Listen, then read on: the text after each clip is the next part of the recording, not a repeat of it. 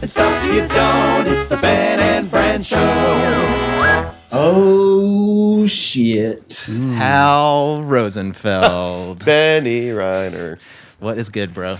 Not much. I got a whole couch to myself, but I'm like doing the airplane seat here, like scrunched in the corner. Maybe I should spread out. Make yourself comfortable. You should prop your feet up on the couch. Are shoes allowed on the couch? Yeah, Of course. Look at it. Have you Don't seen see the couch? shit. Yeah. The camera can't see it because it is so Are there any torn podcasts apart. of people just laying on a couch? This is interesting. Yeah, we're actually Can you gonna still see him like that? Therapy Does it look podcast. good? Looks good. we're actually Great. we're actually gonna hypnotize you and really talk about every trauma in your life right now. I will say, that's I have essentially been what looking this into is. hypnotherapy recently. Yes. This is perfect. Yeah.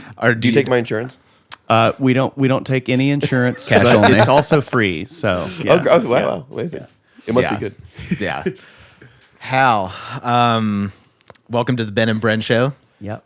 Thank you for having me. We're stoked to have This is you. huge. This is nice. We're gonna talk about your life. This is gonna be a therapy session. Yeah. I think you might need therapy. I think we should switch I places. do dramatically, which is why I'm in it. I didn't have therapy this and morning. a weekend My Lexapro. My therapist canceled this morning because he was sick, and we haven't spoken in like a month. And Really? I've got a lot of shit to unload. Oh, well, here I am. So.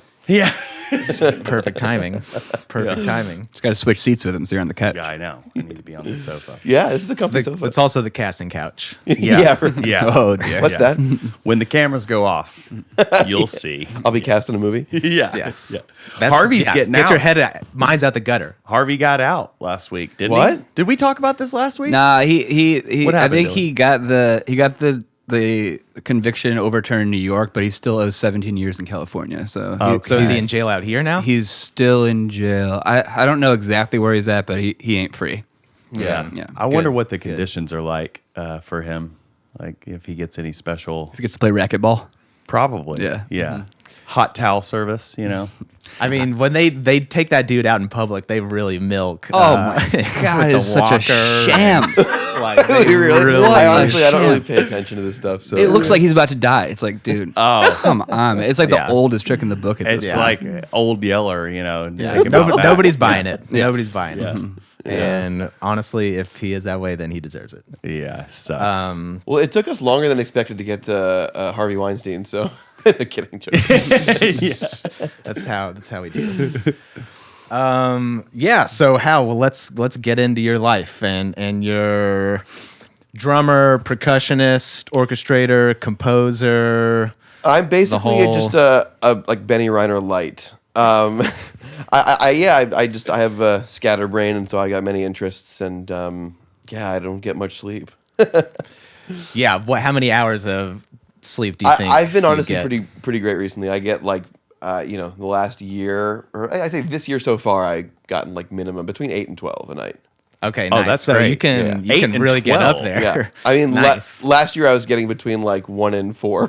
Yeah. So this is 0 like and 4 counteracting it. every other night. Totally. It's been a really great year so far. I've really had the luxury of some free time and getting to like see friends and tell friends I'm not a terrible friend anymore, and it's like nice to like be doing stuff. That's good. It's not work. Yeah. Play the catch up with the Yeah. homies. What's the YouTube algorithm for you? What does it inject you with every day? This is a great question. Honestly, so I'm not really on YouTube that well. I mean, YouTube recommends me songs I listened to before because I actually, hot take, I don't use Spotify or Apple Music. There you go. you buy CDs? I know, but I do use buy CDs. I buy my music on iTunes or I listen on YouTube. So YouTube Good just for you. recommends me songs that I will have listened to before. Currently, it's Miley Cyrus's "The Climb" because that song absolutely fucks. But Facts. it's my Facebook video algorithm that gets me something good. Lately it's been clips from the TV show Pawn Stars, which I'm I loving. loved Pawn Stars. I am not mad. I don't know how that happened, yeah. but I'm not mad about it because usually Yeah. it's been like clips of comedians who I don't think are funny. Yep. And I just like this, but if I click on it, like it will feed me more of them. Yeah. But yeah, lately it's the Pawn Stars clip, so I just keep going. It's great. Wait. You can still buy songs on iTunes? Yes. No way. I've I heard- thought that was over. I regularly do that. Well, no, they I feel like it's hard to find the iTunes store. I thought they shut it down. No, No, they it's- shut. There was an asterisk to that. They shut something down, but it wasn't buying songs. Yes. No, you can still buy the songs. In fact, it's a nice thing for like indie artists, including people that when I put out a thing, there's a lot of people like, I'm buying it right now. I went to buy it. Yeah, I instead think of it's like streaming I think it. artists get 60% or something Yeah, like that it's of it. like Yeah. 67, I think. Yeah, It's totally, like yeah. a good. You off of every dollar. It's $1.29, 99 cents. Yeah, It's yeah, 99. I know Amazon. You can buy them also. You can buy Yeah. MP3s. Yeah, totally. and- Yeah, I buy Yeah. songs maybe like a few times a week on iTunes. Yeah, that's really big of you. Ethical. No, I just like it's also. I mean, it's like partly that, but also is partly I didn't. Who is it? Let's answer it. Call for Benny. Calling it the worst time. Yeah, I didn't really grow up with that much, and so phone data was like conserving phone data and like having like 2 megabytes was like a thing for my childhood. So that kind of sort of stayed a thing with my phone plan as I also got older and was self-sufficient. So I never really had unlimited data, and so when Spotify was becoming a thing, I never downloaded it on my phone and used it because it was like just a data suck. And everyone, all of my friends had been grandfathered in from their unlimited data plans growing up that I never had. So I just bought the music. I gave myself a rule. I'd be like, if I listen to this more than 5 times on YouTube, then I should just buy it because that's also a data suck. So I just never really went back. That's a good way to Data good way to suck approach it. sounds kind of nice. That's a good name for a band. Yeah, that's a name for a band. Yeah. Data suck. Put that one down. Yeah. Yeah. Do you have unlimited data now? It is a wide thing. You know what? It's funny. I You still buy the think, cards. Yeah, I still buy the cards at the gas station. No, I think I do. I know for a while, even like a couple years ago, I had like it was like a high threshold, but I would still like, if I hit it, it would still like bottleneck me. That's like the one thing that my parents refuse to let me pay for is the phone plan. Like I think a lot of my friends are also the same way. I'm on the family yeah, plan still. totally. Yeah. Because for a while, it came through my dad's work and whatever, and It makes so much sense if you have a family that will share totally it with you. And Yeah. so you I'm have a sort of family. at the mercy with whatever the data. But I haven't hit any sort of threshold in the last couple of years. I honestly think about it like, a few times a year. Like, am I going to get bottled? Because it's like when they bottleneck you, it's like impossible Cut to off down. from Yeah, it's like society. Yeah, you might as well throw it out.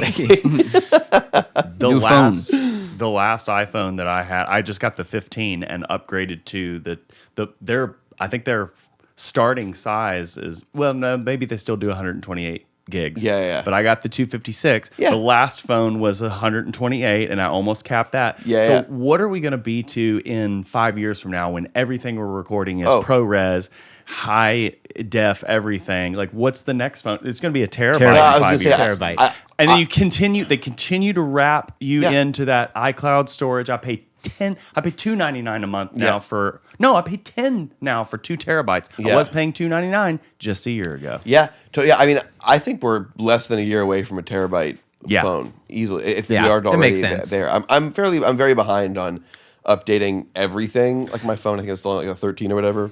I think it's going to be like you can have the 2 terabyte iPhone 20 or you can donate your left testicle. Yeah. Yeah, I'm going straight Neuralink. No more phones. Yeah, phone yeah. is up here. Yeah. Yeah. I've said this before. I still really want to get a flip phone. Like I want to reverse it. I am And- flip phone. I miss having physical keys. I rode my flip phone out until it literally died. Like all the keys had peeled off and I was still using it because it was just like the just had it buttons on the memorized. motherboard. You got that T9 memorized. Yeah. I actually wasn't T9. I was You clicked and yeah, clicked. because being drummers and percussionists, like you just click Just fast, neurotic and I just like would do it without looking. Like I was always really good at like texting without looking, and I unfortunately never had a BlackBerry, but an old boss of mine, his wife was like BlackBerry until a few years ago. They practically ripped that BlackBerry out of her hands, and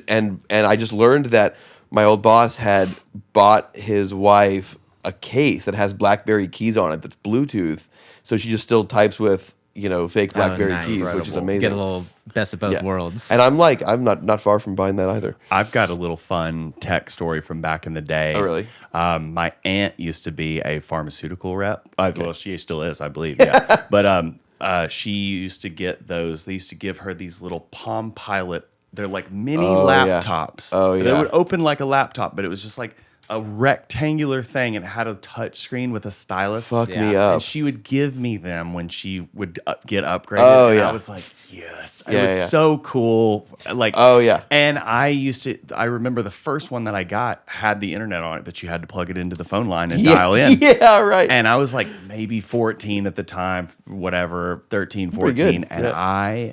you best bet that was the first like porn I got. I to was access. about to say. Yeah. I knew And that it had was like coming. a little tiny speaker, so it'd be like, you know, it's like, yeah.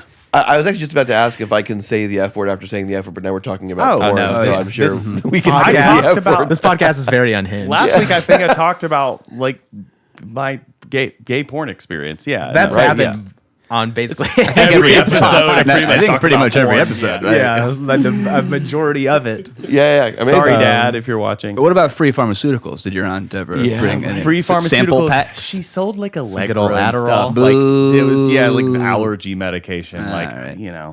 Well, that was you may have had a similar experience growing up, having a doctor as a dad, going and getting prescriptions, like didn't have to go to the doctors. Like if you were sick, like he would just like be like, That's oh amazing. yeah, like and like just could get like a Z pack. It's good to have a doctor in the family. It is. Yeah. You It's cut really the line helpful. for sure. Yeah. What do your parents do, Benny?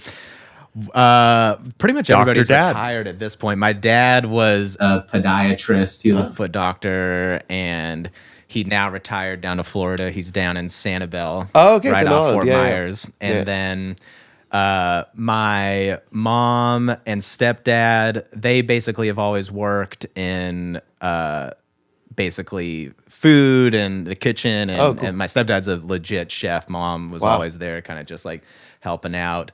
But now, pretty much, they're not retired, but they're basically retired. My stepdad's now a pickleball coach. Amazing. When he And said he- pickle, of course, because I'm hungry, I almost went to was like, oh, is he making pickles? But he said pickleball. He could also make some pickles. He, can also could do pickle both. things, He's like the yeah. best cook Wow. ever. That's amazing. He's a rad dad too. He's rad. He's a second Rad dad. father Yeah. for sure. Yeah. For sure. How about you, Dylan? My Sorry, dad's, Brendan. Sorry. No, that's fine. Name. Dylan can go. Dylan, Yeah. no, Dylan can no, go. please. My dad's an OBGYN. Oh, okay. Amazing. Yep. So Still practicing? Some of the he's still And you can practicing. still get a Z pack through. Yeah, he'll give you what you need, but definitely the sample packs at his office were less relevant to me. Yeah, You know, yeah. I couldn't really use everything that he Yeah. had in his closets at the You office. weren't getting the good stuff. No, Yeah, not yeah. really. Yeah, and You had to search for that. Yeah, my mom, she ran out like a program for getting some inner city youths into colleges for a while, and then stay at home momming. Cool. Yeah. How does a I mean, you gotta be a guy that likes the vagine to be an OBG, I have right? so- wondered about that. There's You know? like none left. This is what I've It's learned. mostly women It's now? totally transitioned to Okay. women. Yeah. Yeah. I mean, I think he was kind of like, he has a practice of 10 doctors, and he sent me a picture. a big practice. They're like press photo of his office, and it looks like he has a harem. He's like the only male. And then, Yeah. and then he's also like the oldest Yeah. guy in the practice now, you know? Yeah. I mean, It's I like- imagine a woman would want maybe another woman to just look up. I think most do, but then he's also told me that some women prefer a male doctor because they feel like they're smarter and have bigger brains. Yeah, no, I think the reason that he said was because they also experience the pain and experience and whatever, like the life of being a woman, that they're less empathetic. They're like, oh, that's not a big deal. Like I have that too, and it doesn't hurt. interesting. And I don't know, maybe my dad is more liberal with the prescription pad too. I have no idea, but he's won It's one way to best secure a clientele. OBGYN in Connecticut magazine. Hey, before. that's a big Really? deal. 'Cause, You know. I mean, That's amazing. He's doing something right. Connecticut's like all the rich folk Yeah, stuff up that's there. like Yeah, there's plenty of doctors there. yeah. And he kicked their Coast asses. elite. Yeah. Wow. Exactly. Yeah. Wow. Brendan, how about your parents? Dad started out as a coal miner for Really? probably about 18. That's some real Kentucky shit. years. Yeah, it is. Yeah, I worked at a couple of mines growing up, and then transitioned to transition jobs. Okay. He's Transitioned. still a male. Yeah. Transition jobs to work at Bristol Myers Squibb, which is a massive pharmaceutical operation. You might know. No, I don't know. And Bristol Myers makes all kinds of. They're like Eli Lilly One or of the Johnson biggest, Johnson yeah. or any of those. A family company. It's they're And then my mom worked in the Dad left there after a while as a plant manager, as maintenance manager, and then went his last job before retiring was back in the mining industry, but making the roofing bolts for mines. Nice. So it was like roofing. it was like and you know, for those of you that are just listening, a shaft, you know, in the mine, like a big shaft, you know, that would hold the roofs up in a mine. I don't know. Yeah. It's just a big screw. Did you ever go down there, like bring your son to work day? He took me. I have a faint memory of him taking me years and years and years ago when I think he still worked underground because he was underground for a while, and then I think when I was born, he got out of underground and like was just in the shops, like working on the machinery. My dad can like fix everything and build a house and do all this stuff. They're like, you're too handsome to keep you underground. Yeah, we're bringing you above ground, He's a baby. handsome guy. He looks a lot like me. So yeah. Stupid question. Did he ever strike gold? I don't know. I probably not because he worked a lot longer after that. But You never know. It might be hidden in your fucking yard. I'll tell you this. Every time I go home, there's a goddamn new Kubota tractor or a new boat or something. Yeah. And which we'll talk about this in a second after I talk about Mom, but I just bought a piece of marine equipment that we need to chat about my summer. How great that's going to be. It's been a big week for Brennan. It's been I've heard a lot about it. Big week. Good for everybody. It's great. It's communal. Great for everyone. Jet ski acquisition. Going to go ahead and break the We'll just go news. ahead. Yeah, we'll talk about. We'll table Mom for now. Jet ski? Go straight into jet ski. Yeah, straight into the wave runner. Mom was a great mom. Yeah, great mom. She did fine. Yeah. That was the legacy. I grew up in Kentucky in an area called Land Between the Lakes. It's just a little bit of trivia for you. It's the 25th largest body of water in the United States. Wow. It is about 2,000 miles of coastline, I believe, and there is where two lakes converge, Lake Barkley and Lake Kentucky Lake. Have you ever peed in that lake before? Oh, I pissed and shit all in it. Yeah.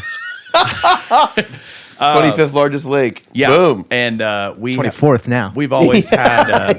It's where the Tennessee and the Cumberland River connect, as well as you can also access the Ohio River into the Mississippi from those waterways. So you could take a loop on a vessel from the lake all the way around the eastern part of the United States, pretty much up to the Great Lakes, I believe. Yeah. So it's a massive waterway. We've always had a place down there. When I was growing up, we were in like an RV park where everybody kind of like is next to each other and they build their little decks and awnings or whatever onto their, trailers or whatever. But now we have, it's a little more sophisticated. We have a property with a regular like family size trailer with a deck and a little sunroom with a jacuzzi. It's very cool.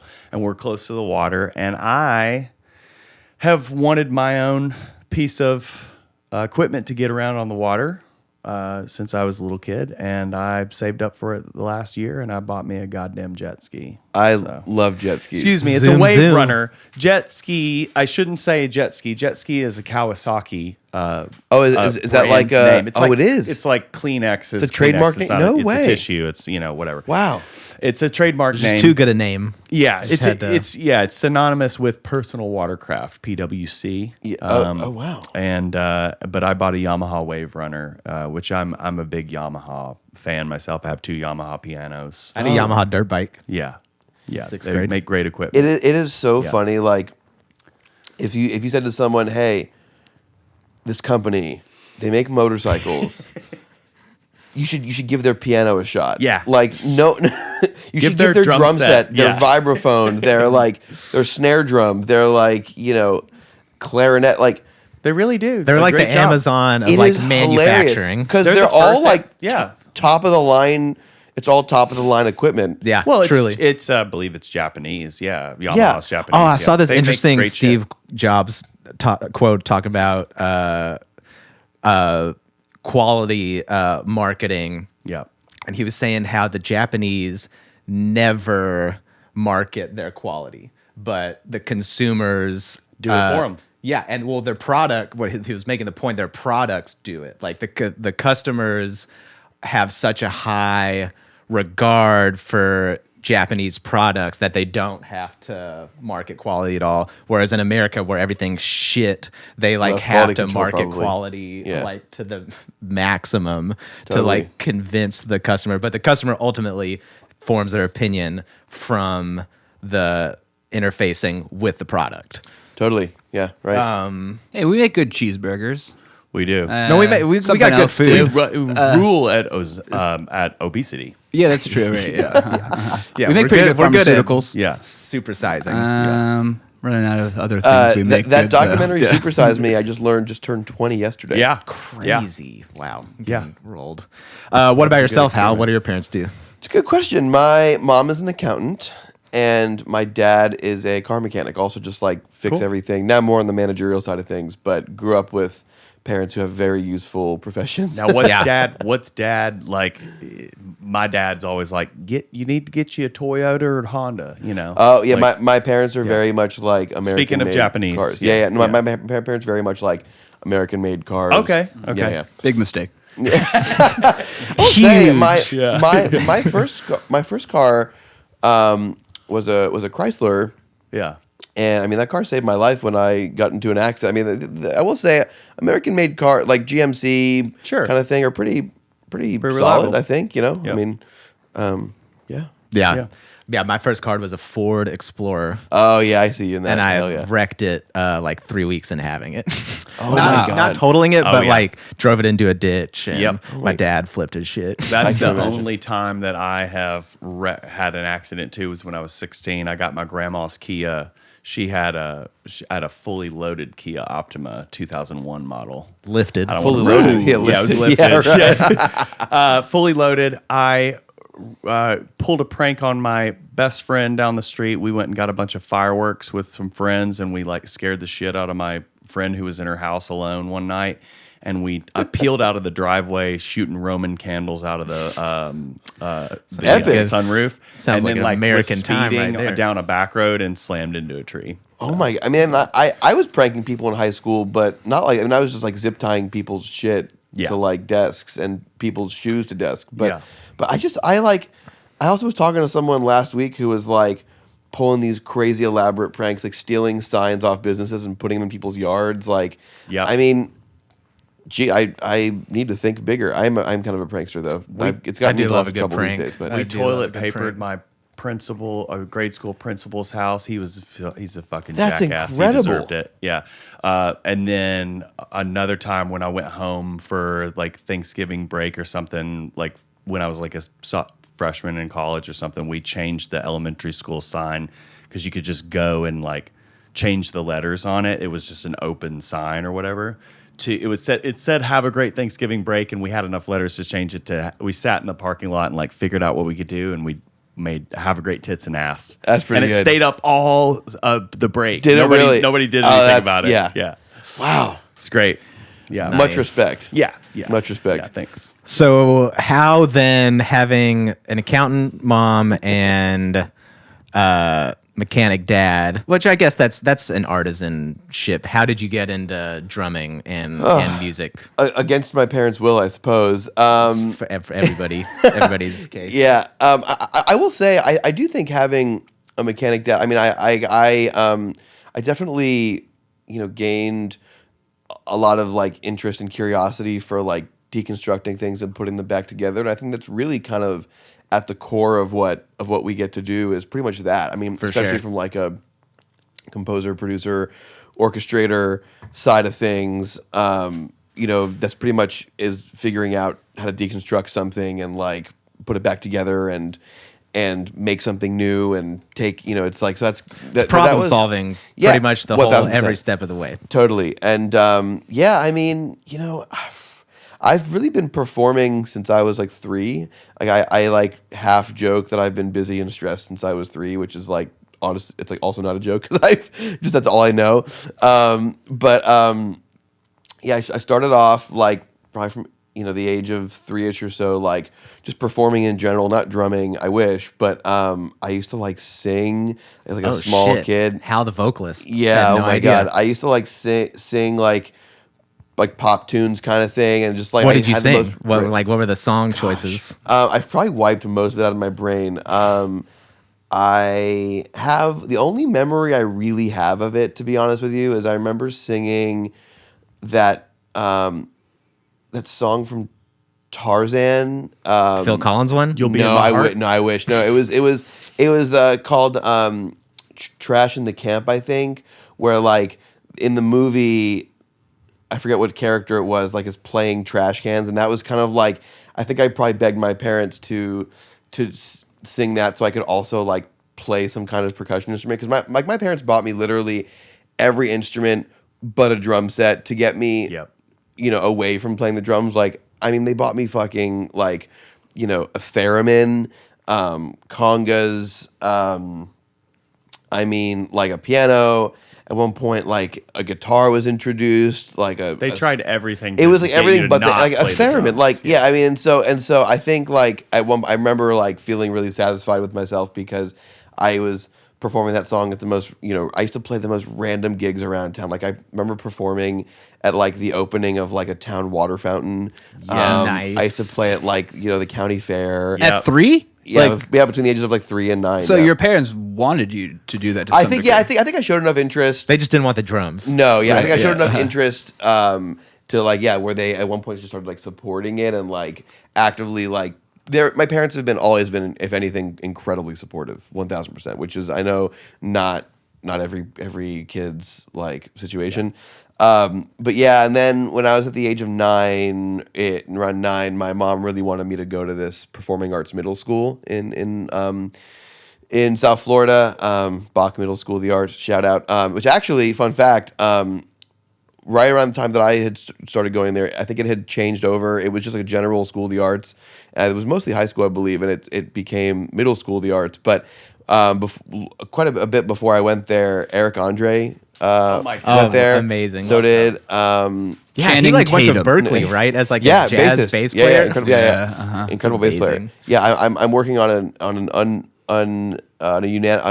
anonymous project that he is Eric Andre's in, and I'm just trying to convince the composer to hire him to play bass on it because it would just be Be like the most amazing. I actually did see him, Eric Andre, once in Los Feliz, and the person I was having coffee with knew him, and they had sparked a conversation, and I mentioned that I'd gone to this school, and he was like, "Oh my God!" Like randomly, a lot of people are from South Florida. Oscar Isaac also didn't go to that school. There's a but lot of people from Florida. from that area. I mean, it's it's kind of my poppin' place. part of the country. I don't know about that, but- besides a little red down there, Yeah, but I can handle it. I grew up in Kentucky. Yeah, so, totally. Yeah. So I my mom wanted me to go to this school more than I think her like disdain for me playing the drums. So I just like begged to just like audition for the drums, and she let me have one drum lesson, and it went fairly well, I guess, and had more lessons and auditioned for the school and got in, and it kind of changed my life in the course of my life, I suppose, because the thing was, I wanted to be Travis Barker, essentially. Like, I wanted to just play loud and As fast. we and all like, still do. Yeah, exactly. That's Benny's lover. Yeah. See, I mean, Travis Barker's a fucking beast on the oh, drums. one of the most innovative. I mean, like, Dude rips on the drums. I mean, he rips on drugs, but there's like Steve Vai. Like, good for you. Yeah. I mean, that's just me. I'm sorry. Wait, what about sorry to be Steve- the lone voice. Wait, I mean, like he Steve can Vai play isn't a really drummer. fast. He lacks taste. I Travis disagree. Barker? I disagree. I vehemently disagree. I think Travis Barker is like he's like obviously a huge celebrity, but like incredible drummer. Like Well, but his he's- time is ridiculous. The parts that he comes up with are super creative, innovative. Like he's he's a beast drummer. What I Like, don't think a lot of people realize is how much he has almost single-handedly shaped the sound of punk drumming. Like, I mean, if you listen to like not only just like the old Blink records, but also even before that, like the early Aquabats records, like which is like an older ska band. Like, Dylan. yeah, But Dylan think about disagrees. where the genre of pop punk ended up. You know, is that Well, a yeah, legacy that you can be proud of? he's not responsible for it's gone. I mean, It's pretty generationally defining. yeah. I mean, like just because I'm not saying Blink. I'm saying all of the copycats that left in his wake. You know, I mean, But I mean- most of them are pretty trash. Whereas like he he was the OG playing stuff that like combined like Buddy Rich and like marching band and like Dave Grohl. And he has like a massive sound. Like 1000%. his sound And is presence, yeah. huge. Like Yeah. that he gets out of the drums. I don't know. Yeah, we can get I into will fight for that. You know, but when you ask straight guys like, who would you if you had to? You know, guys are always like, well, I mean, if Tom Cruise approached me, well, it's Travis Barker. really, Kidding. that's a pretty good one. Yeah. I mean, he's sexy. I'll give you that. Yeah. Travis Barker. What do they call it? The pass. What's the pass? The Hall pass. Hall It's a hall pass. pass. Hall pass.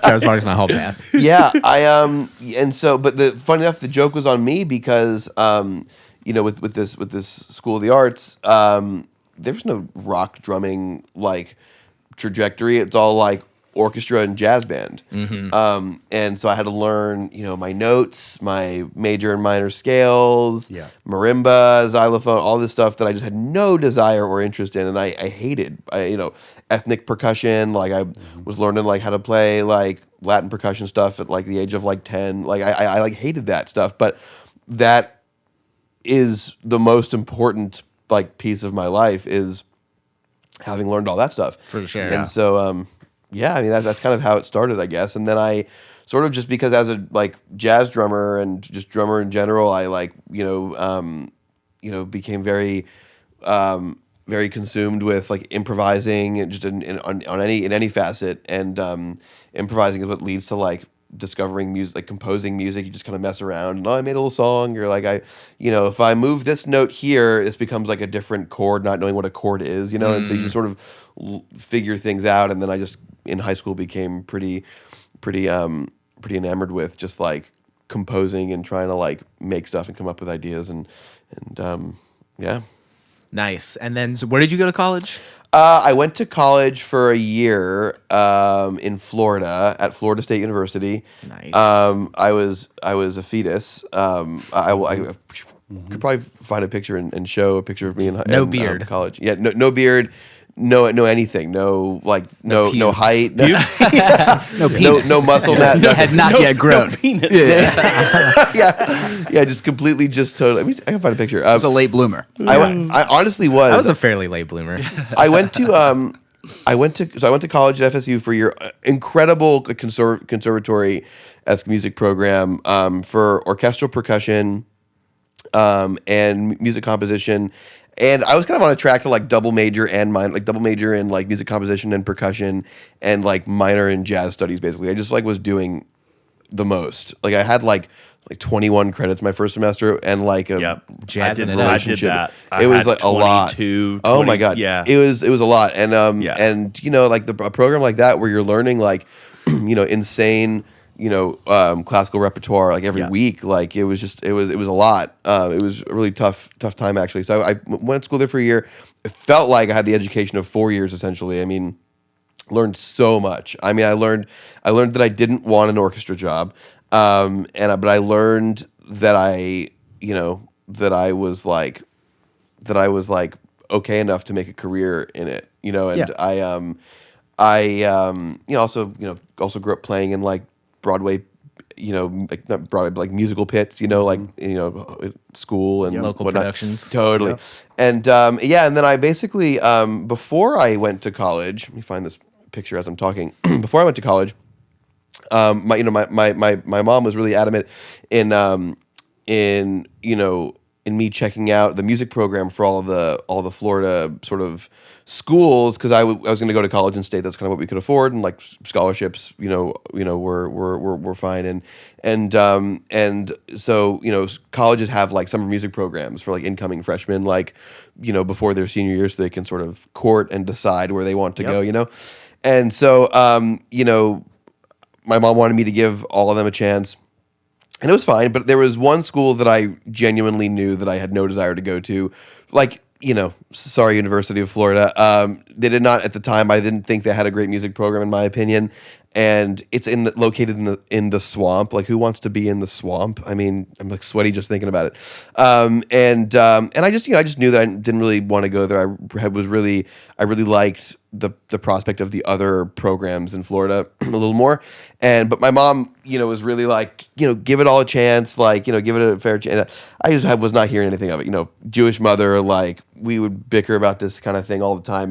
And finally she was just like, at least just like come look at what the program they have. Like it looks like they have something kind of cool this summer.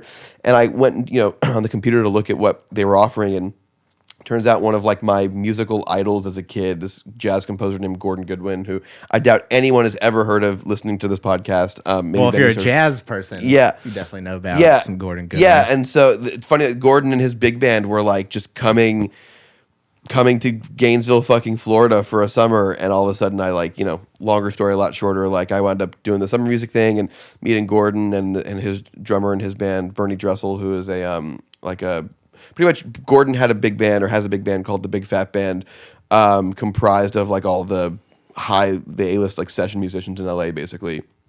And so Bernie is like, known for like The Incredibles and like a bazillion movies and like played with the Brian Setzer Orchestra and one of my heroes growing up. And so I met them. And then, so after my first year of college, pretty much Gordon asked if I'd be interested in like assisting him for a summer in LA. And I always knew that I wanted to pursue some kind of career in music and film. I was a big movie person growing up.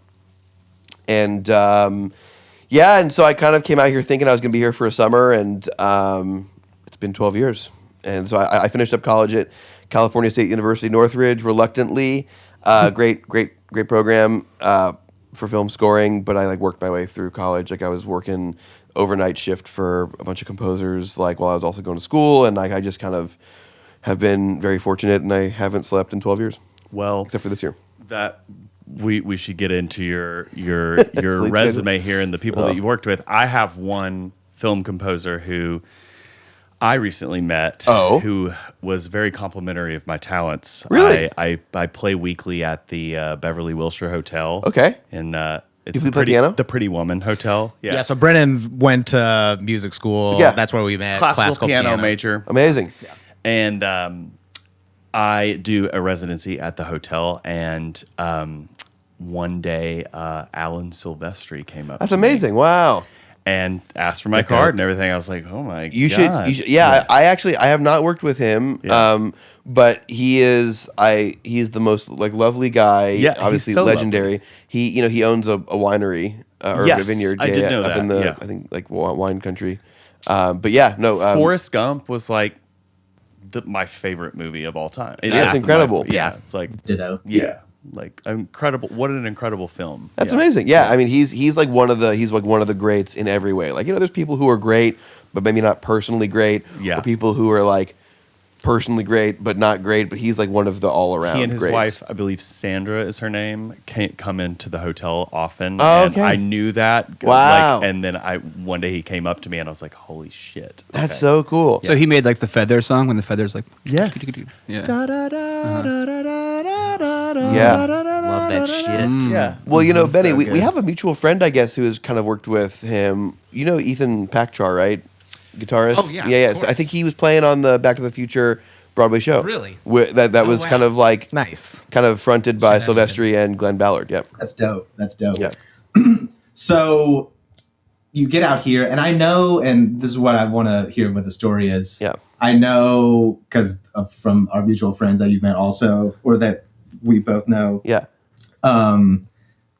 You worked at Hans Zimmer's Remote Control.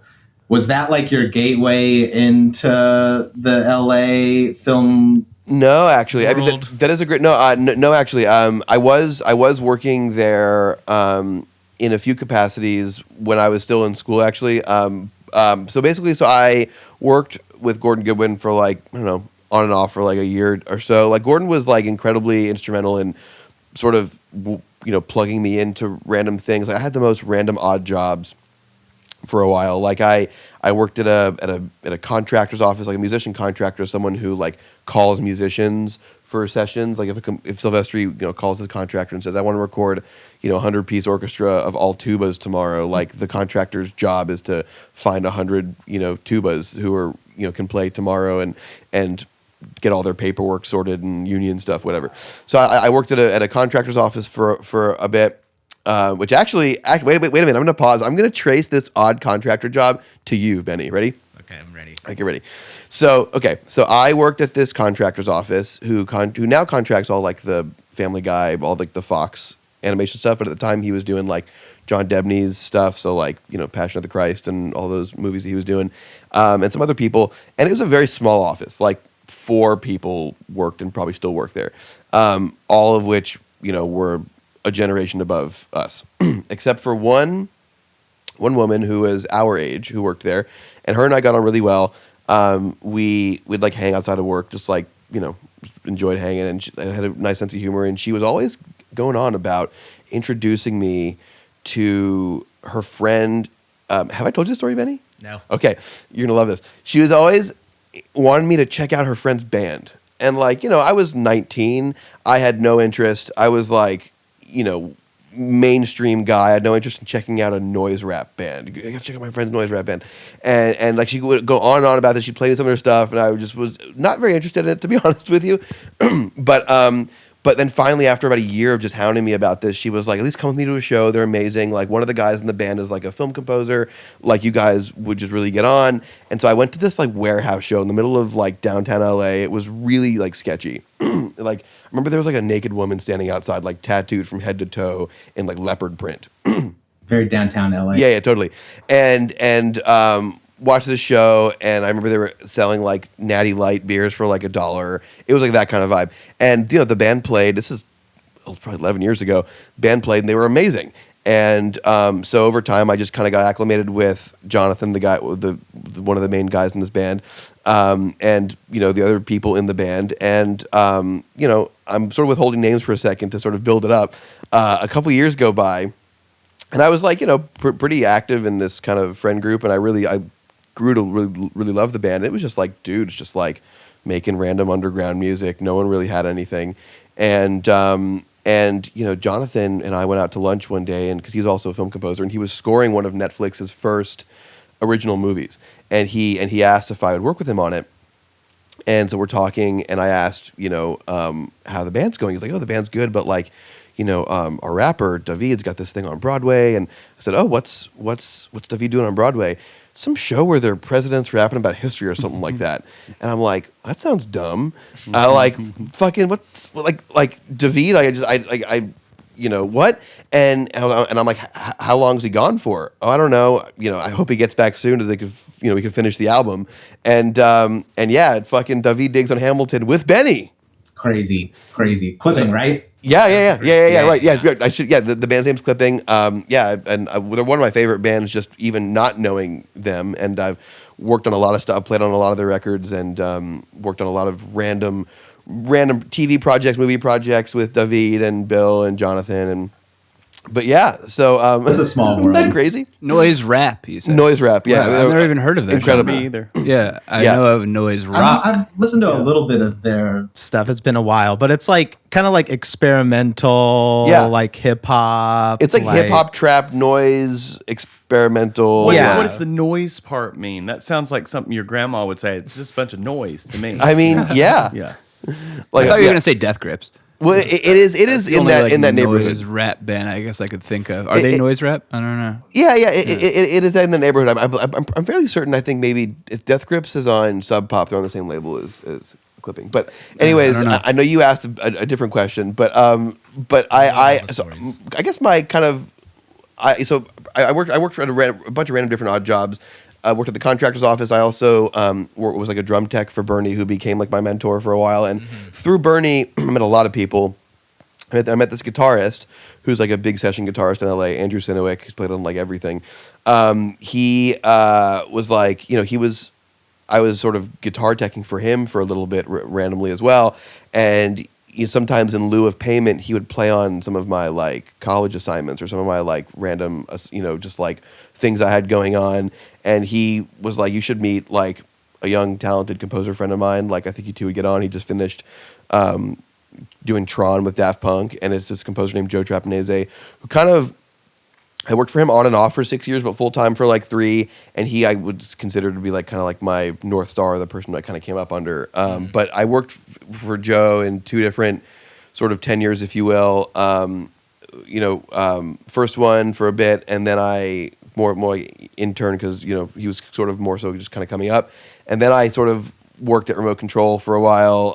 I worked for a couple different composers there. I worked for a composer named Dominic Lewis. Actually, I plug the Fall Guy that he scored is out right now. I consulted a little bit on it, and then I worked for another composer named Lauren Balfe, who scored like the most recent Mission Impossible movies and like scores kind of everything. Like Lauren kind of does everything. Bad Boys coming out and stuff. So I worked for Lauren. I worked for these guys mainly as like a tech guy, like not really as a percussionist or drummer at all. It was just like kind of in the weeds, like in the sort of scoring process of things. But for Lauren, I worked like the overnight shift. I'd work from like 8 p.m. till like 8, 9, 10 in the morning, and then I'd go to school from like noon or 1 p.m. till about 5 or 6, sleep for an hour or two, and then go back to the studio. How much Adderall? 0. I've actually never done Adderall, no Coke, Yeah. no caffeine. Wow. Yeah, Yet. I know.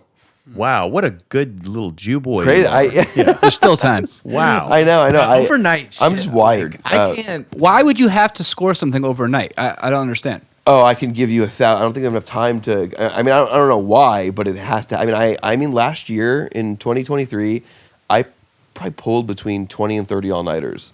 I've so far pulled 0 this year, thankfully. How do you do? But that? why? I just don't like what is the crisis level?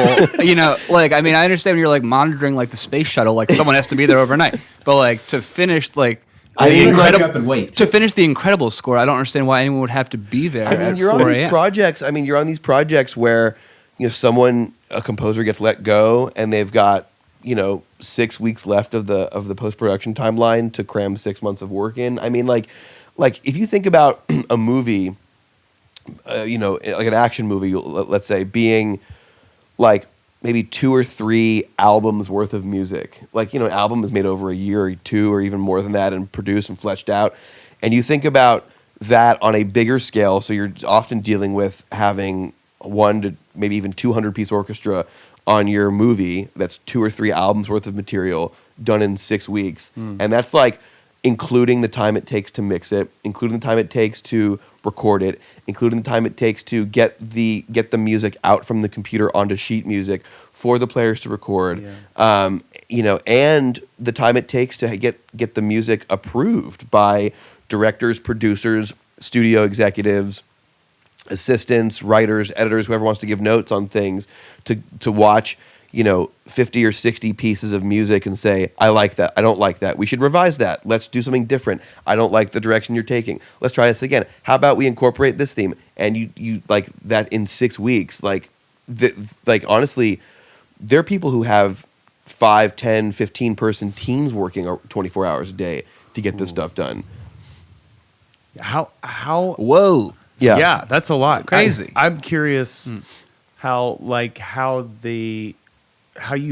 does it work to mix 200 or more tracks when you have? I mean, what's the time frame with that with just one piece? Totally. Yeah. I mean, your ideal scenario in a score scenario as a mixer is that you have some kind of consistent-ish sound, right? Yeah. And so you're able to kind of dial in a sound and then hopefully use that, get like a template going.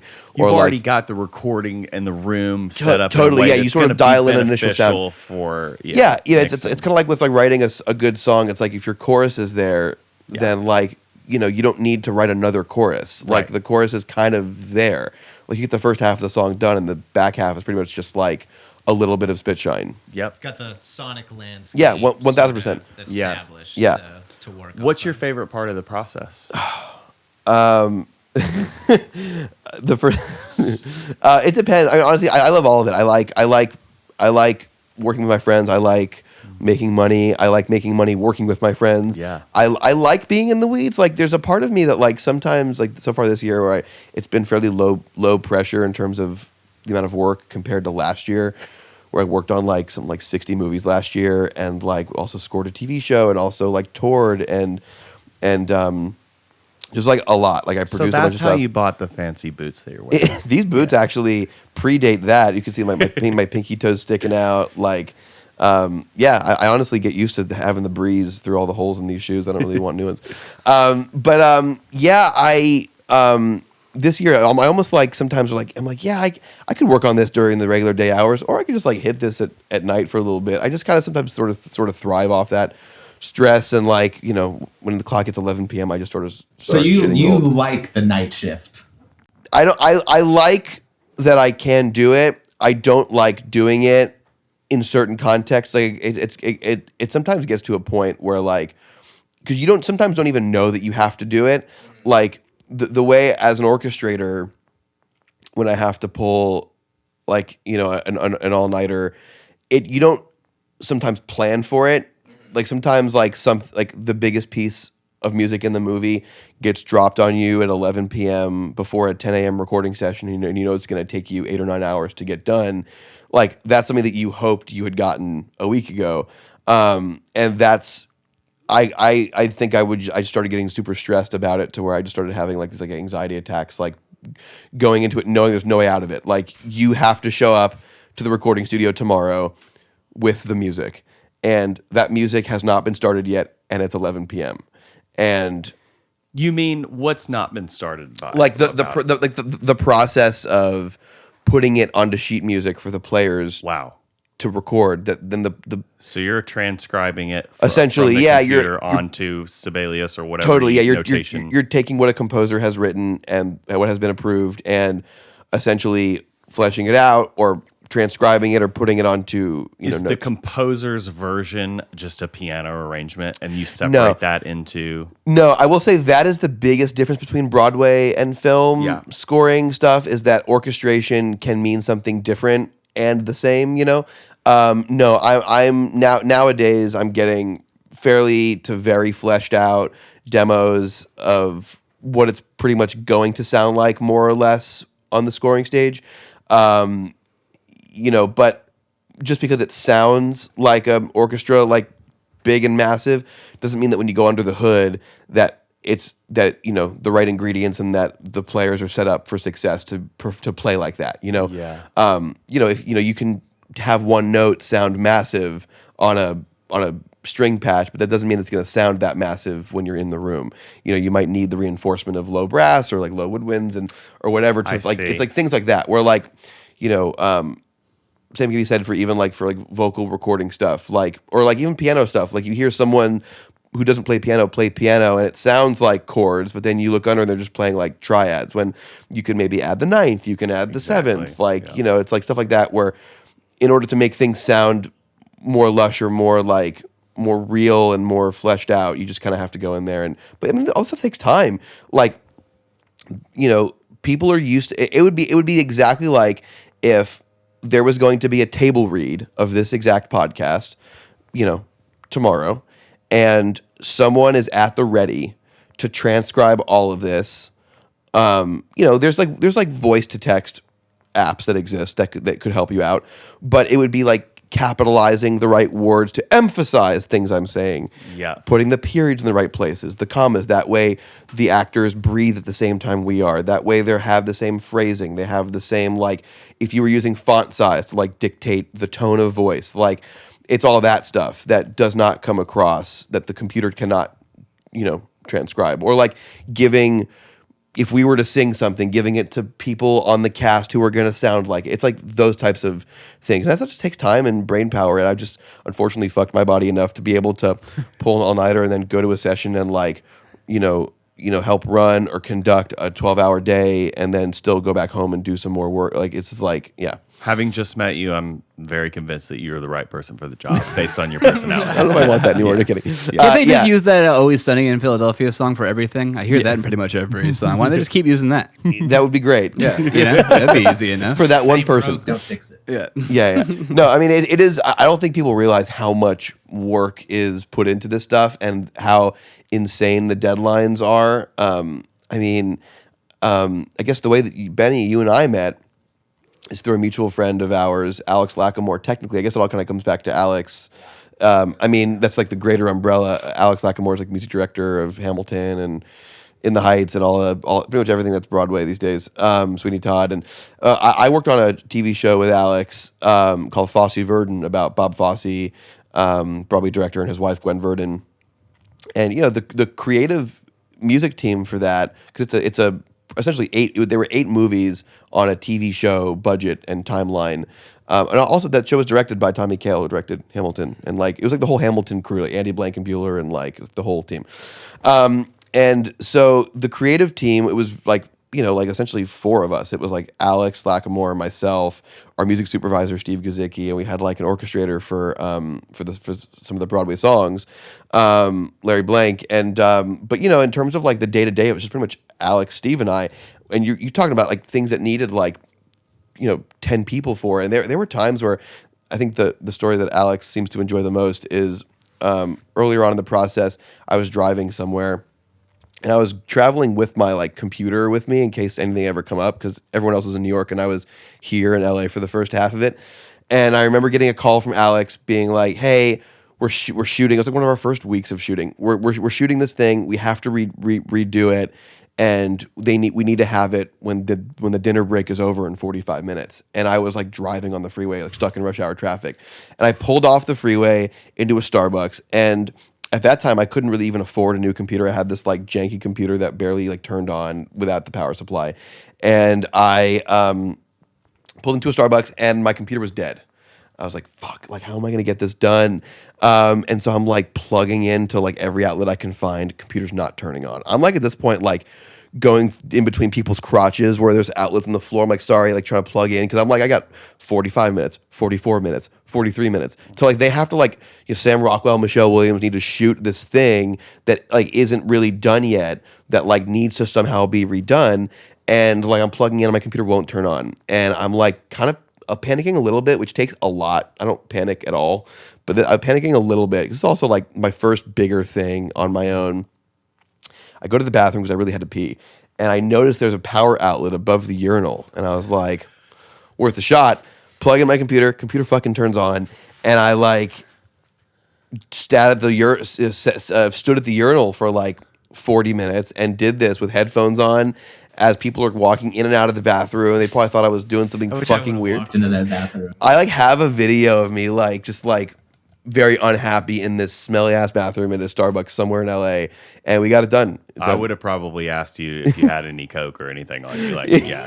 Just hearing the light clacking of the keyboard. I've actually never done Coke. Excuse me, do you have any drugs for sale? Yeah, or like OnlyFans. Somebody's conducting business out of this urinal, I can tell. Yeah. So these things happen constantly. Like the thing is like, I don't think we're saving lives or performing open heart surgery, though the industry seems to operate like it is. So, Yep. I mean, kind of. Like, without the music, yeah, these productions, you know, the emotional landscape would be far weaker. No, totally. I mean, Well, the music is lives aren't important. literally on the line. I mean, obviously. I mean, you know, American right. lives are. Right. These are goddamn entertainment.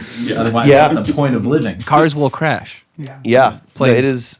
it is crazy. I mean, I guess on the other end of it, you can I say can, you don't always, and I feel like the opportunity for that, you know, is like dwindling. You can make a lot of money.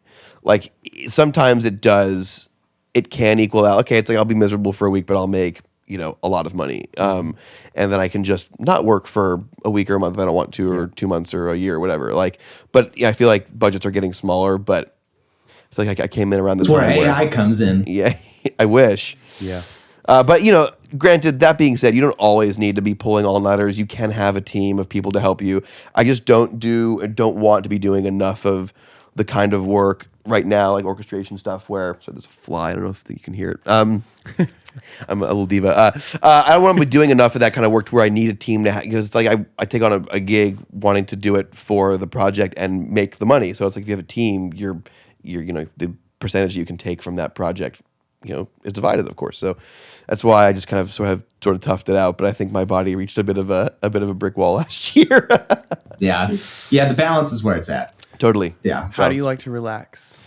Oh, I'm a big movie theater person. Oh, like, I go to the movie theaters Do you constantly. do the AMC stubs? Hell yes. Me too. Yeah, absolutely. And actually my one of my best friends, Bryce, and I have a That's my brother's name. really? Yeah. Love it. Call him Bruce sometimes. I don't know if you call your brother Bruce. I don't, but I'm gonna start. Yeah. Bryce and I have this thing because he's also a Stubbs member and also a big movie person. We started doing this thing with the Entourage where you can book movie tickets for other people Together. Yeah. Yeah. So, but like we do this thing where I just book a movie time and don't tell him about it and don't want him to tell me if he can show up or not. Yeah. And just make it a surprise if he comes or not. And when he walks in the door, it's like, hey, Cool. It's very so I just romantic. pick a random time and fun. say, Yeah. all right, this movie this time, and see if he shows up. It really is one of the better subscription models out there because Totally. if you want to just go see, it pays for itself even if you go see one movie a month. And even if honestly, you skip a month, yeah, and then go to 2 or 3 the next month, you still got your money. totally. Wait, so it's like Movie Pass? Yeah, you pay like $24, $25, $26 a month, maybe something like that, and then you How many can see can you- 3 movies a week. Wow. Yeah, 12 movies a month. 12 movies a month. This is my I'm signing up for that. AMC card that I got almost 15 years ago Wow, that's held up. in Tallahassee, Is that Florida. titanium? Oh. No, I Platinum still model? use it, and people the staff always look at me like I've never fucking seen this before. But boom, there it is. Any popcorn deals to be had with the You AMC do subs? get a deal on the popcorn. I think you get like a discount. You get a discount, and then You you get some get kind of like upgrade. I think you can get a you large get a free for the price large of the whatever. popcorn, Yeah. which is refillable. So they make you pay for the large, but you get the refills. And All you right, get I'm a in. discount on it. Count me in. I Definitely. mean, you should be in. You should join my entourage. I'm doing yeah. it. Yeah, let's do it. I love it. Yeah. What candy do you usually get? Ooh, I'm a big Milk Duds guy. Oh my God, the milk duds! It's all coming back around. Big Milk Duds guy. But what I will sometimes do Kind is of like a boomer candy, right? But it's like good. I'm an anomaly Basically, sometimes. yeah. But Yeah. Okay, so what I do is I'll sometimes get a small popcorn. I And know I'll- where you're going. I'll pour the Milk Duds in the popcorn and I shake it up. Yes. Oh my Damn. And Yes. Decadent. each handful, Ingenuity. you never know what it's going to be. Yeah. Salty, sweet, Yes. chewy. Oh, big fan. And Yeah. the milk duds help get the popcorn particles out of your teeth. Boom. Yeah, exactly. Aren't they like both terrible for your teeth? Yeah. Oh, yeah. of course. Cancel each Yeah. other out. Yeah. It cancels out. Yeah, But that's I how it don't works. chew gum, so I feel like Milk Duds is my. I like Yeah. I like a Reese's Pieces too. do. That's Yeah. my Lovers. second. Oh, yeah. Really? Yeah. I'll go back and forth. I had, speaking of, now that we're on the topic of candies and treats, I left a Google review the other day. I don't know if you guys saw this. There she goes. Yogurtland in West Hollywood. This is near my home. They and fucked I up can somehow. walk there. No, every time I go in there, this fucking bitch of a guy I'm ready for this. is so insanely rude. I had to say something eventually. God. Like there's multiple other reviews that refer to this person. Really? And every time I go in, it's like you're coming in to get a creamy treat and you get met with this attitude. It's fucking disgusting, right? So Maybe we should kill him. I No, would Just saying, I we would. Here's what you might have to do. want to I kill would- him. Florida. I will kill him. I will kill him if they don't fire him. No, I vowed that I wouldn't go back, which is probably a lie. No. But anyway. Here's what has to happen. You should invite this person to be a guest on the podcast. Oh my God. And talk. I like honestly, that. I feel like Sabotage I like that. I feel like it'll start out rough, Yeah. but like probably for your benefit. Yeah. But then I think you'll probably realize you bond with this person more than you want to, Totally. and then you'll get discounts at Yogurland. Well, I have that trait that I'm a people pleaser. So I want Same. it's bothered me. Obviously, I left a review about how awful this Yeah. person and it makes the experience. And the second to last straw was a time a few weeks ago when I went, and they've changed their hours. It's different on Google or whatever. They lie, and then they have a they're liars at Yogurtland. They have a sign in the door, and they close at 9:30 now. Okay, big deal. I get off of my gig at 9. I can make it there almost about 9:20. Yeah, I'm gunning it to Yogurtland, and shuts the door in my face at 9:27 as I'm walking in the door. Shuts the door in my pushes me out. I know. That's a tough one. It's like I was about to say that's like tough one. because being the last person, they're like they want to be done. I fully get it, and I wouldn't be. I would have politely handled the situation otherwise, because I mean, guys, you're self-serving Yeah, your the- yogurt yeah. and then weighing it. It's a 1.5-minute transaction. I know, but I will say, and to play devil's advocate, partly because I actually worked in a movie theater in high school. That was like my high school job. So I know a little bit about just the mechanics of this kind of thing. To clean and close those machines I get is a it. process. I get it. So I'm not defending the. I mean, I will say on the other end of it, this person is in the job of people pleasing Yeah. and customer satisfaction. So there's ways to go about that. Like And they're it's clearly like, not a people pleaser. No, no. themselves. no, totally. And maybe there hadn't been a single soul in that establishment for like an hour, and he's like, Yep. "Oh, I can just close." And then you come walking in, and he's like, Yep. He we, goes, we we out." close. He goes, we close at 9:30, and then shuts the door. And that was just That was not- not It cool. was Well, not. That's That's was not- that's a confrontational move. Yeah. It was Not not, great. cool. Not great. It was absolutely aggressive, and I just had a little white rage moment. And but that's okay. I swallowed recognize that. it. I swallowed that, and then I came back this past week. Again, I guess I'm averaging about twice, maybe 3 times a month at the Want yogurt frozen land. yogurt. And I walked in. It was him. I said hello. Didn't expect a response back. Didn't get one. I go up to. So the he counter. remembered you. I don't think no, probably not. No, we've never had any. He's just a major- mad person in general. He literally, I said something I can't remember. I was just like, how are you today or something like that, and looked at me and said nothing, and I was just like, It's what? someone who has some deep-seated issues. yeah. It's really bad. Yeah. Yeah. And then you put your treat on the scale, and then but he has to say the total. So he's like $10, $10.97. And then I was like, I picked it up like pretty aggressively, and like the paper towel holder was like right next to it, and I was like, have a good day. Good day, sir.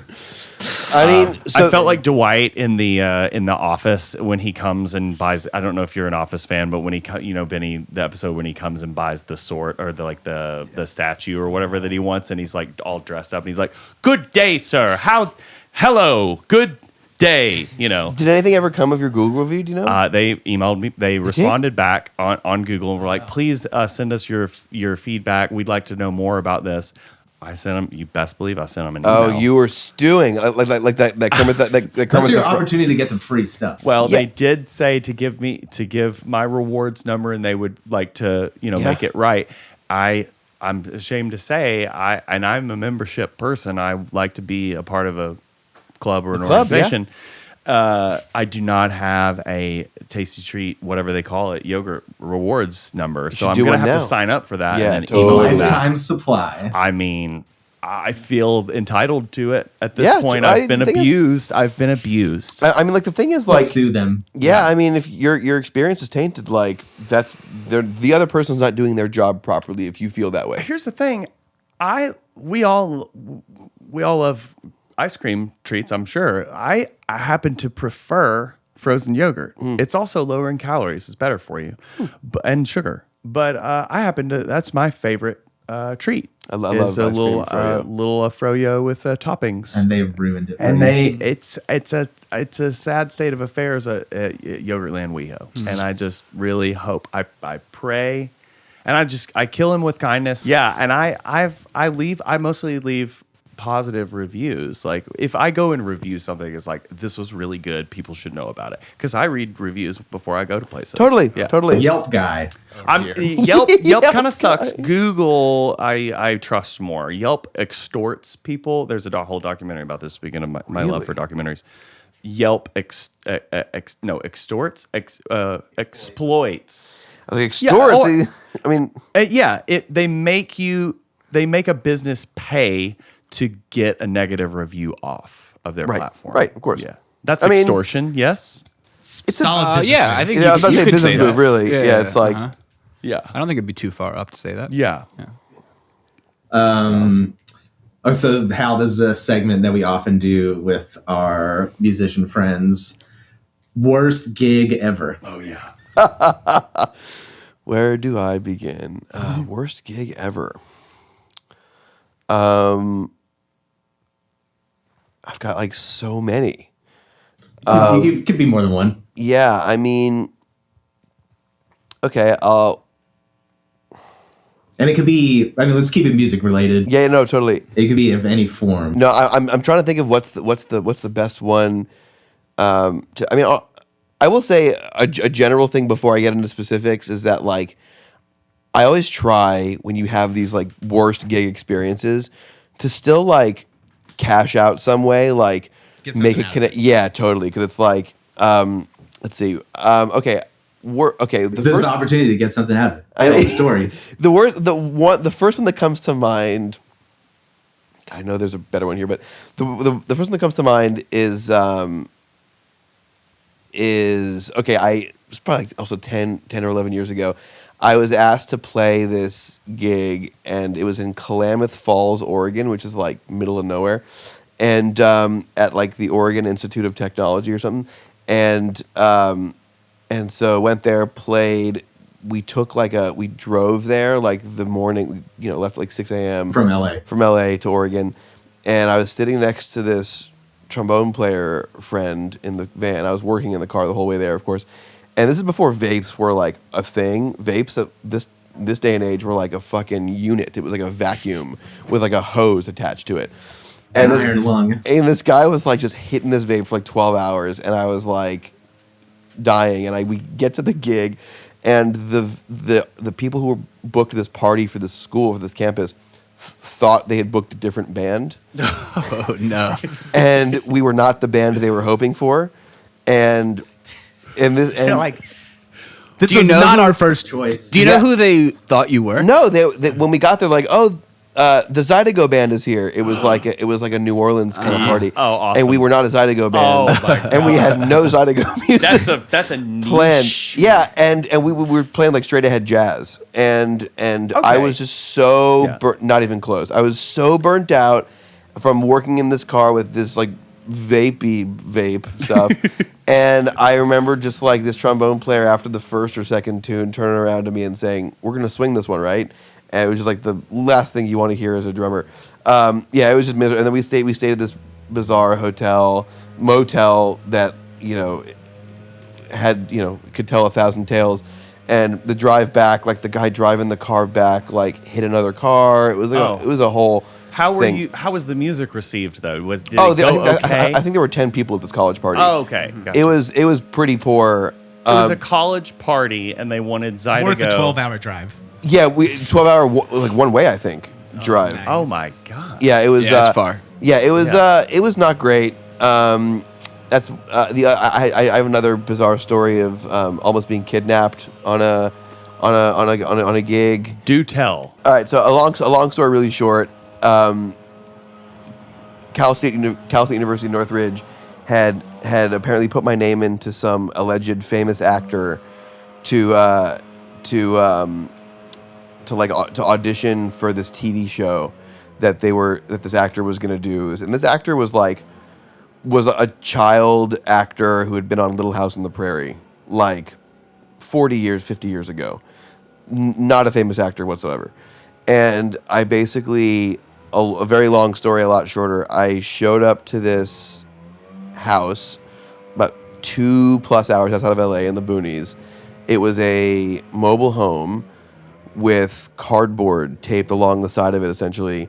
And I was, like, my phone was taken away. I was pretty much held there captive for, like, a good while. And it was just, like, the most bizarre night of my life. I thought I was going to die. Like, it was wild. And that was a gig that the college had set me up for. Oh. I made it out. Yeah, there was all sorts of other stuff happening there, but it was unfortunately really delusional and mentally unwell people. They took your cell phone away? They'd briefed me before I went that I wasn't allowed to have my phone, but I was like, no, I'm Was it a cult? no. Wait, what were you doing there? He's an actor. So I was there to audition. So they had told me that they were doing a TV show, like a sort of like a sitcom thing, like a musical family, and they wanted someone who's going to play their son, who's also a drummer in the family band. And all of a sudden they're like telling me that it's going to be multi-million-dollar contract, and like they've got like bookings on like the Ellen show, all this stuff that like I just sort of realized probably later than I should have realized that none of this was real at all, and I was like in this mobile home. It's always the family band. Yeah, and you can't trust a family band. You just So can't. I think that's a pretty good one too. But I have so many bizarre. Sounds like a encounters good like way this. to get diddled right there. Yeah. Paradiddled. Yeah. A paradiddle. Yeah. Benny, what's your worst gig? Oh wow. Or Brennan? Working or Dylan, with or me daily. Yeah. Yeah, certainly. There's some. I mean, we already answered this once. The racist or homophobic barbecue getting tossed in the pool. Yeah. Yep. That was Good one. That was Benny Brennan's. was on that with me. Yeah, Yeah. I was on Whoa. that gig. I was on that gig. I was not subject to that. I was more of an Yeah. observer. We told it before on another episode, but this short story is I was at my uncle's barbecue and he has plenty of redneck In Kentucky? friends. Yeah. Oh, there you in go. Tennessee. Yep. And this one guy, I don't even think he was like a close friend. He shows up and basically gets upset that I didn't know whatever request or song or whatever he wanted to play. And then was Skinner. just like, faggot, and like threw a towel at my face. And Oh, then my no. uncle like tackled him and threw him in the pool. Whoa, that's go uncle. It was pretty, yeah, it was great. I thought you were getting mean, thrown in the pool. I was like, no, oh, no.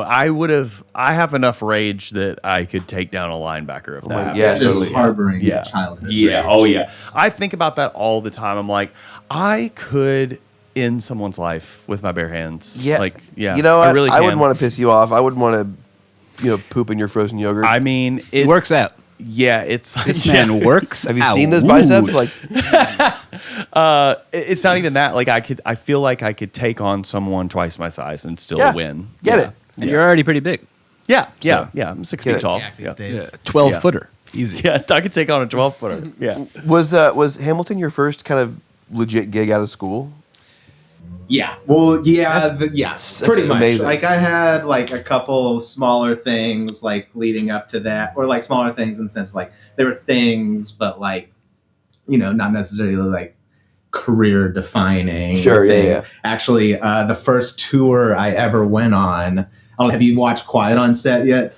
I have not watched it yet, but I have heard all the things my friend Ian scored it. I've heard it's great. Oh, nice. So Ian Drake- Holtquist. Yeah, Ian. Oh yeah, no way. Yeah, he used to be in this band Passion Pit. Indeed. My band toured with them a little bit. Really? Which band were you in? Bare Hands.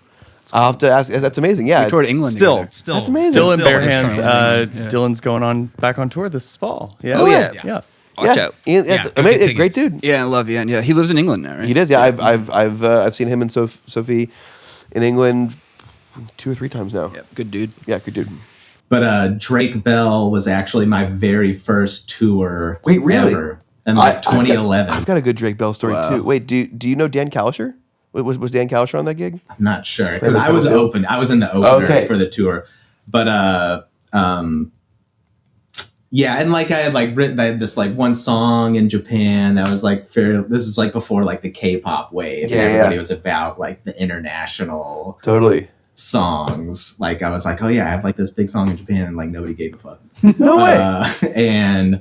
But Hamilton, that was like, probably 6 months out of college is when I got approached for it. But nobody knew what it was. No, Like, nobody. that's the thing, like, no knew. one, like, I thought it sounded ridiculous, but I was just stoked to have a gig. No, totally. I mean, I remember when like David was doing the freestyle Love Supreme thing. That was what led to Hamilton. That was before Like, that too. Yeah. That is always baffling. I mean, so you played the White House and all this like crazy shit. Right? Yeah, we did the White House, did the Grammys, the Tonys, Yeah. did all that stuff. It was really crazy. Were you like loving was it a good time period in your life? Or It was yeah. great. It Yeah, was yeah. really great. That was a really fun time, really exciting time.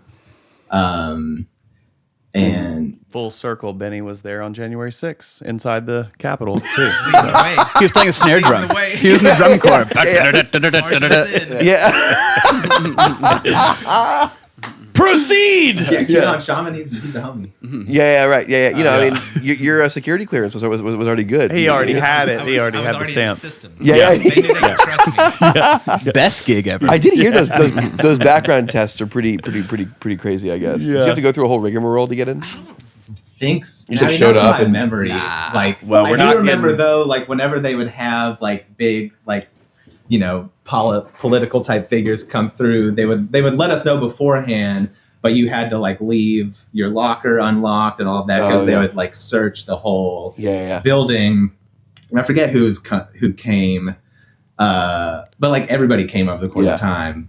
The Obamas came a bunch of times. Who is like your number one encounter? Travis motherfucking Barber. Did he ever come? Barber came. Not to my knowledge. I don't think he's a musical theater guy. That doesn't seem like it. Doesn't seem like the Just type. intuition, but I don't know. Even though I'll circle back to that.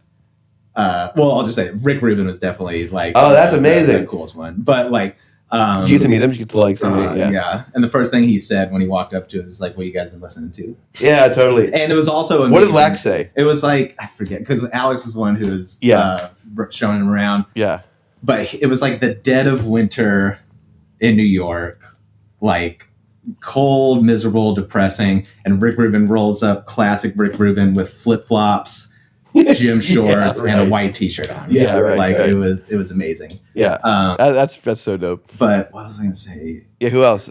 There was all sorts of people. Andre 3000 was really sick. He was super cool. Hot. But when the political people would come, also met Bill and Hillary. Like, and everybody was like, this was during like the race, and so everybody wanted to talk to Hillary. Bill was just kind of like there by himself. Yeah. Like he was like nobody was really talking to him. Like, I'm gonna go talk to Bill. I You're catered like a party. Arkansas. I was thing. like, I'm from Arkansas. Yeah. He was Yeah. like, oh, Yeah.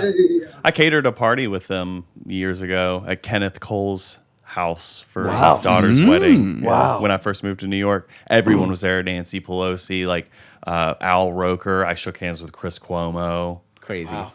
But they would like, whenever people like that would come, you were supposed to leave your locker unlocked because they search everything. And I forgot to do that one day, and they like cut the lock. Like, really? So they like Grab like, you in a headlock, put you up against it. Yeah. They're like, what the fuck do you have in here? Did anyone ever like come up, like anyone of note come up and like just want to talk about your gear? Was anyone ever interested in what you were doing? Or could they not really like sort of see? I don't think Rick Rubin's a big gear guy. No. Yeah. It's not a gearhead. Yeah. Honestly, probably not. Nobody really gives a shit about it. Double smell. He operated it from an Xbox and a Fisher Price. Yeah. drum set. Basically. Yes. Yes. That's so dope, man. It's also just cool to see like where you started and where you are now. You know, like what you're doing now. It's a crazy journey. Yeah, but dude. I love that. yeah, West Coast living now. They can have New York. I love New York. That's amazing. But Can you plug this guy in, you think? Are we almost done? I think it's getting a little warning light here. Yeah, well, I mean, you we're gotta keep at it a over there. good time here. Yeah. too. Yeah. Hal, what do you got? what can the people know about? What should people be on the lookout for? Where can they find you? That's a great question. Let's see. They can find me on Instagram, I suppose. All the cool kids do it, right? At Hal Rosenfeld, Rosenfeld. What I got going on? Things are starting to come out. Speaking of our friend Ian Holtquist, I played on his movie on HBO Max called Turtles All the Way Down. I've got some bigger blockbusters coming out later this year that I played on. Orchestration wise, the Oscars Museum is finally doing like a Jews in Hollywood exhibition. Cool. I orchestrated my dear friend Nick Senna's music for it, and I played drums on it as well. And so that'll be, I guess, starting middle of May indefinitely. It's a great museum. I went last year. I haven't been. with my Yeah. mom. I'm excited to go. Yeah. Yeah. And then I also I've been producing and stuff, as well. And I've produced a bunch of music for a movie coming out end of the year called Better Man. It's a biopic on a singer named Robbie Williams, who's like big in the UK. UK. I thought it was going to be Eddie Vedder. It's same director as The Greatest Showman, but Robbie plays himself as a CGI monkey. The movie is fucking batshit insane. Produced a bunch of songs on that one, and I know I've got other stuff. I'm terrible at playing the What's Going On game. Fall Guy, I may or may not have been involved in contractually. Who knows what else? Oh, just Everybody tune in. Yeah. Moral of the story. Thanks for coming. What do you Hal. guys got going on? Give me stuff to do. what do we got this damn podcast. We got this start. We Damn started podcast. cranked There's up. a couple, I mean, not really supposed to say anything yet, but a couple theme songs just worked on, which I don't know if they'll be out or not by the time this comes out, but Nice. we've got our label, Rockosaurus Records, that we got a bunch of music coming out on. Nice. Good handful of artists, including Brennan. Going to be doing a writing camp soon with Oh. Dylan and Benny Oh. and our dear friend Ursula, I love it. Dylan's partner, Cousin Ursula. and Benny's cousin. and Benny's Yeah. cousin. Yeah, we're Wait. gonna do Cousin Family partner? band. cousin part. Yeah, it's a family family band. band. It's we're Family really band. wait, did- Somebody's gonna get diddled out Yeah. there. in Wait, the desert. Yeah. Wait, did you and Ursula meet through Benny, or is this just a random No. coincidence? Yeah, No, I met Dylan through Ursula. Okay, if you would have been like, no, it's completely coincidental, I would have been like, what the fuck? Yeah. yeah. And then Dylan's gonna be going. He's got new music coming out and gonna be touring this fall. That's right. Dylan's a big deal, and his music is amazing. Yeah, Hell Bare yeah. Hands. Everybody Yeah. listen to Bare Hands if you have. I that name sounds familiar. I've probably heard your band before. Who I you think tour it's with? possible. I don't know. We anybody? toured with Cage the Elephant a lot back in Oh, the day, and they're we good. did a crazy tour with the Jizza one time. Jizza the Genius. Crazy. 21 The 21 Pilots. Pilots. Oh. Pilots we just did a tour with. Yeah. No way. Walk Dude. the Moon. Oh yeah, Walk the Moon. Yeah. I have the same haircut person as Walk the Moon. Oh, That's yeah. Hollywood for you. That's some LA. That's some LA shit. That's so dope. Yeah. Small world. Yeah, man. Well, Hal, thank you for coming on. Dude, my Thank you. pleasure. This was It's so fun. a great time. We'll do more. I know it wasn't as much shop talk as maybe y'all wanted, but this is so no. wonderful. Actually, you gotta have the balance. Yeah. yeah, You gotta have yeah, the yeah, balance. yeah. Totally.